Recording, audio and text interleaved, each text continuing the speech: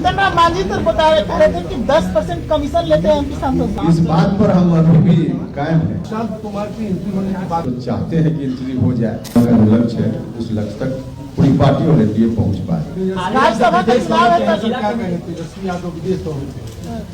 तेजस्वी यादव जी को जनता के काम से कभी न इंटरेस्ट था न आज है, इसलिए चुनाव में सिर्फ राजनीतिक लाभ मिल जाए इस मकसद से समय देते हैं और बाकी फिर उसके बाद गायब हो जाते हैं। गायब होने का मामला उनके लिए कोई पहली बार नहीं है, इसके पहले भी गायब होते रहे, गायब हो गए चले गए विदेश, क्या चिंता है उनको। तो राज्यसभा को लेकर के बातें पूरा हो रहा है, आपकी तरफ से दावेदारी क्या होगी? हमारी कोई दावेदारी नहीं है भैया। जीतन राम मांझी जो दावेदारी कर रहे हैं, अब देखिए कौन दावेदारी कर रहे हैं। एनडीए गठबंधन में इस तरह की दावेदारी पर बातचीत एनडीए के अंदर होगी। हम सार्वजनिक रूप से ऐसी बातों पर हमने न कभी चर्चा की है न अभी हम चर्चा करें। आरजेडी प्रवक्ता एक आरोप लगा रहे हैं कि 65 विधायक हमारे संपर्क में है। एक बार क्या करें, एनडीए के कई लोग कह रहे हैं कि राजद के कई विधायक जो है वो खरमास के बाद कुछ कर, आपको लग रहा है ऐसा संपर्क हो रहा है? देखिए स्वाभाविक रूप से महागठबंधन में जो लोग भी कुछ संयोग से कहीं कहीं जीत गए हैं तो उनको जनता का भी प्रेशर होगा और फिर उनको अपना भविष्य भी आगे। तेजस्वी यादव जी जो उस गठबंधन के नेता है वही गायब हो जाते हैं, तो उनको लगता होगा कि आगे भी भविष्य हमारा ठीक नहीं है, तो ऐसे लोग उधर से इधर आ जाए तो इसमें कोई आश्चर्य की बात तो नहीं होगी। सर बीजेपी कोटे से पवन सिंह को राज्यसभा भेजा जा सकता है, इसको लेकर आप क्या समझते हैं? ये इसमें आप हमारा कहाँ सवाल है, इसमें बीजेपी का सवाल है, पवन सिंह जी का सवाल है। वहाँ पे इसलिए सर इस मिलन समारोह में तमाम जो आपके विधायक है जो पटना में अवेलेबल है, नहीं कोई जरूरी नहीं है कि विधायक सब कार्यक्रम में गए, ऐसा थोड़ी जरूरी। हाँ हो जाएगा, खरमास के बाद हो जाएगा। सर जिस तरीके से सरकार पर आरोप लगते रहता है कि निजी कंपनियों के हाथ में दिया जा रहा है देश को, और बिहार में भी निजी कंपनियों के हाथ में नगर विकास विभाग में नगर निगम की जिम्मेदारी दी गई, एजेंसी अब टैक्स वसूलेगी, इसको कैसे देख रहे हैं?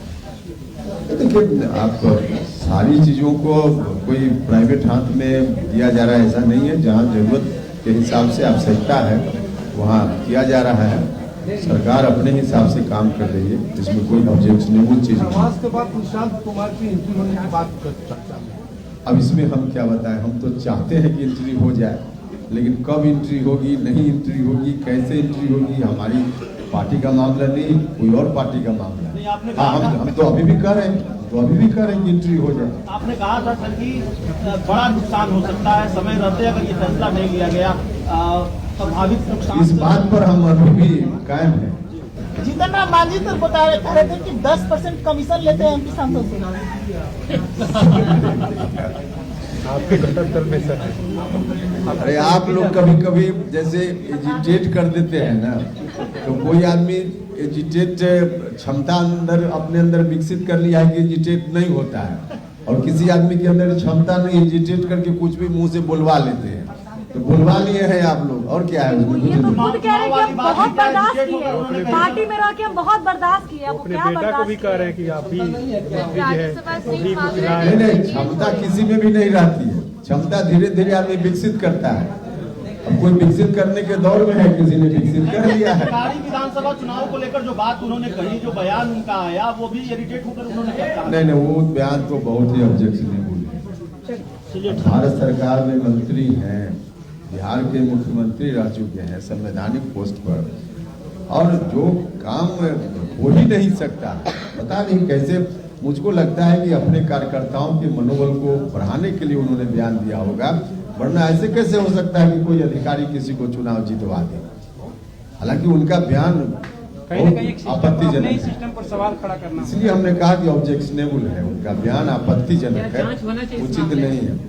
नहीं, हमने कहा ना कि इसमें उन्होंने अपने कार्यकर्ताओं के मनोबल को बढ़ाने के लिए ऐसा कहा होगा, इसमें कहीं से कोई सच्चाई है ही नहीं, तो विधान क्या होगा? लीपापोती कर रहे थे, इसी वीडियो पर कह रहे थे एआई से एडिट हो गया, तो मीडिया इसको बढ़ा चढ़ा के लिख दिया, कर दिया। नहीं, हम तो ऐसा नहीं करें, हम तो कह रहे हैं कि बयान उनका ऑब्जेक्शनेबल है, आपत्तिजनक है, हम तो खुद कह रहे हैं, लेकिन उन्होंने अपने कार्यकर्ताओं के मनोबल को, हालांकि अब फिर भी नहीं करना चाहिए उनको, लेकिन किया होगा कार्यकर्ताओं के मनोबल को बढ़ाने के लिए। भारतीय जनता पार्टी के दे रहे हैं वो राज्यसभा के लिए कह रहे हैं चिराग को मिल गया, जदयू 2 सीट पे जा रही है, बीजेपी जा रही है। हमने कहा भैया कि आप कुछ भी कीजिए, सवाल आप 100 तरह से कीजिएगा, जवाब मेरा वही होगा। मुझको समझ में आ रहा है कि आप मुझसे क्या करवाना चाहते हैं। सवाल ये भी है कि फिर से बीजेपी आपको भेज रही है राज्यसभा, क्योंकि आ रहा है कि इस बार पवन इसमें आपका विषय कहाँ है भाई? ये आपका विषय है। आप जितनी साफ गोई से जीतन राम मांझी के बयान को आपत्तिजनक बता रहे हैं, भारतीय जनता पार्टी के पूर्व प्रदेश अध्यक्ष दिलीप जायसवाल ने उस बयान का बचाव किया और उन्होंने कहा कि सही तरीके से काउंटिंग हो। जीतन राम भैया बचाव तो हम भी कर रहे हैं कि मनोबल अपने कार्यकर्ताओं का बढ़ाने के लिए बोल रहे हैं।